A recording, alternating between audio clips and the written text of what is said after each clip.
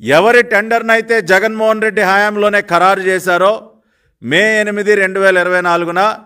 ఎవరి హయాంలో అయితే ఏఆర్ ఫుడ్స్కి పర్చేజ్ ఆర్డర్ ఇచ్చారో మే 15వ తేదీన,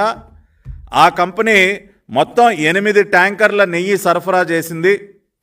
ఆ 8 ట్యాంకర్లలో 4 ట్యాంకర్ల నెయ్యి వాడటం జరిగింది. 4 ట్యాంకర్ల నెయ్యి మాత్రమే ఎప్పుడైతే ఎన్డీడీబీ నుంచి రిపోర్ట్లు వచ్చాయో, ఎన్డీడీబీకి శాంపుల్స్ పంపించి రిపోర్ట్లు తీసుకోవటం జరిగిందో, ఆ రిపోర్ట్స్లో యానిమల్ ఫ్యాట్స్ కలిసి ఉన్నాయన్న విషయం బయటపడిందో, ఆ 4 ట్యాంకర్లని నిలిపివేశారని చెప్పి చాలా స్పష్టంగా నారా లోకేష్ గారు